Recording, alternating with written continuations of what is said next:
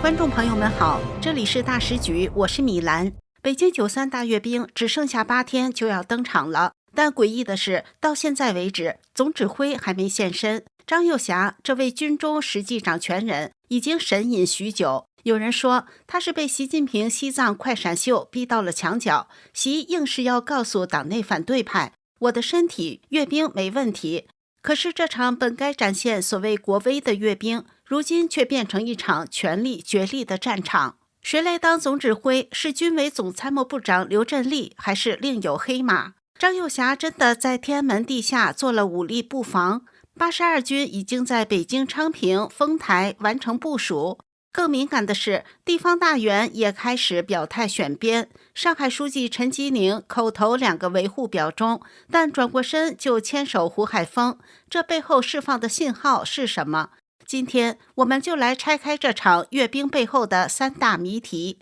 总指挥失踪，到底是谁在阻挡阅兵？张又侠与习近平的生死角力会不会升级？陈吉宁、胡春华、胡海峰，地方大员和太子党又在如何压住？据大纪元引述知情人消息，中共党魁习近平8月20号抵达拉萨，在贡嘎机场下机后停留20分钟，才慢慢走动，以适应缺氧环境。这次西藏行程仅仅24小时，比4年前缩短一半。习近平的西藏行是一场政治秀，其目的要向党内对手示威，别拿我的身体说事儿，我还能撑。但与此对比的是，中共前党魁胡锦涛当年因高原不适，长期成都遥控，2名秘书还因频繁往返西藏而英年早逝。习这次硬闯高原，其实是冒着极大的生命危险，目的就是在向党内对手示威，别拿我的身体健康说事，西藏我都来得了，更别说93大阅兵了，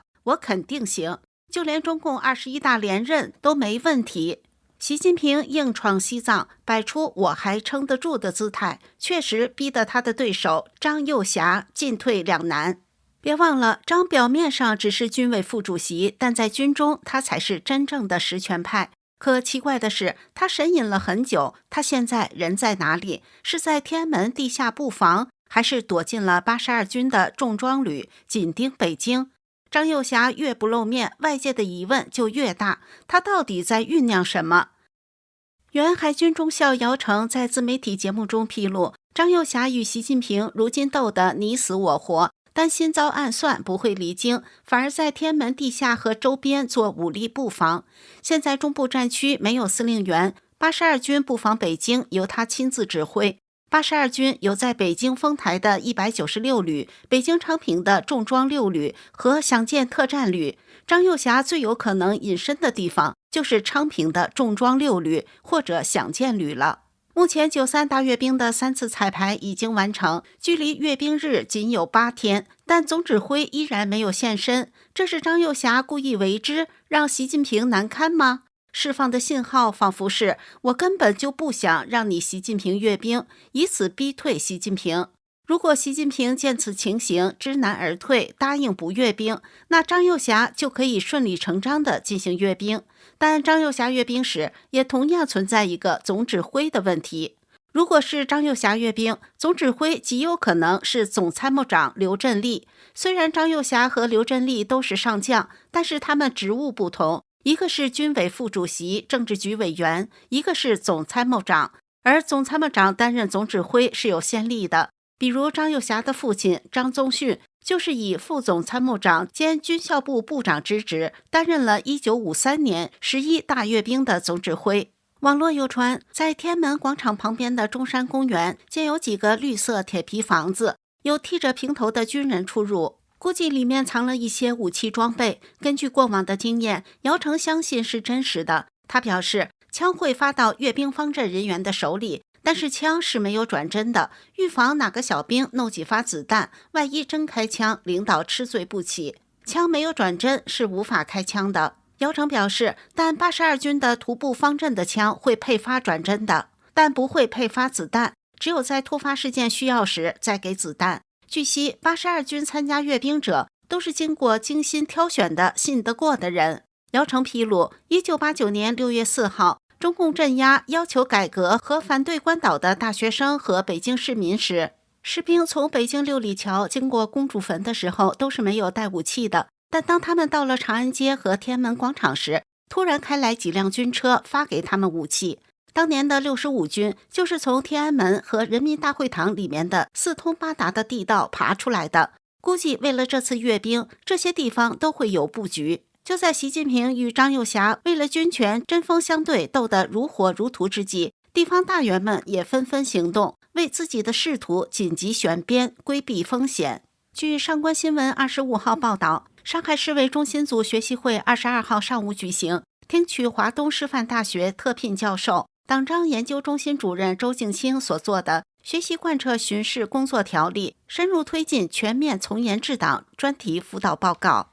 上海市委书记陈吉宁主持会议，并强调要通过条例学习，更加深刻领悟习近平总书记关于党的建设和党的自我革命的重要思想，更加深刻领悟两个确立的决定性意义，增强坚决做到两个维护的政治自觉，更加主动接受监督，不断砥砺自我革命的勇气和定力。中央巡视组巡视工作相当于清朝的钦差大臣，但中共的中央巡视组却分成两派，一个是陈希为组长的习近平派系，一个是石泰峰为常务副组长的中共元老派系。组长陈希巡视各省市的工作标准就是你是否对习近平忠诚，如果不是，就会以贪腐的名义将你拿下。那石泰峰就支持那些反对习近平的人。陈吉宁此刻说的是要更加深刻领悟两个确立的决定性意义，增强坚决做到两个维护的政治自觉。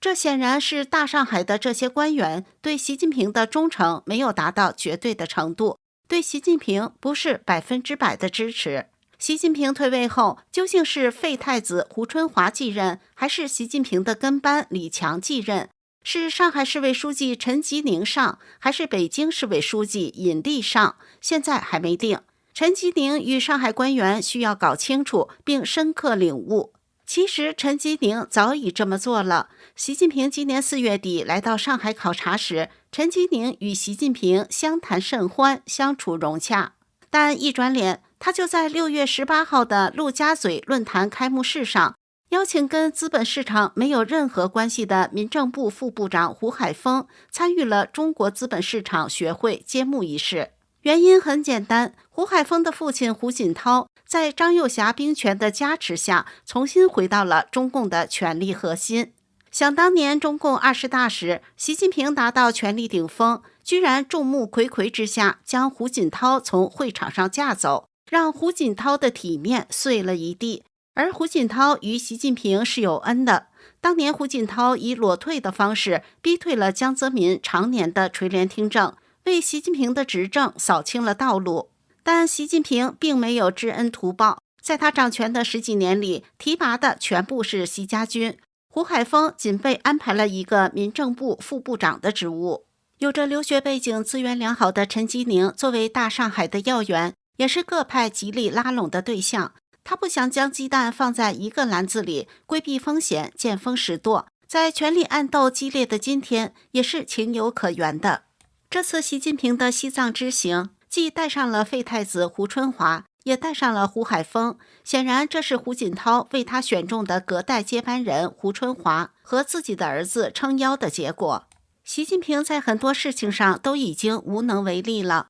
随着习近平的军中亲信苗华和卫东出事，很多人都被牵连。习近平的大秘、前中央军委办公厅主任、中央军委主席办公室主任钟绍军的处境也非常不妙。他在去年3月卸任，10月被调任国防大学政委之后，就鲜少现身公开场合。诡异的是，他最近又现身了，不过是出现在新加坡媒体。新加坡国防部常任秘书陈庆基8月18号至19号到北京访问。中共的官媒报道，陈庆基只会见了董军。不过，根据新加坡的联合早报报道，陈庆基还会见了其他人，包括中共中央军委联合参谋部副参谋长徐启玲、军事科学院院长杨学军以及国防大学政委钟绍军。很明显的，钟绍军的消息被中共故意删除了，而且其名字也被微信、微博列为禁搜词。照片显示，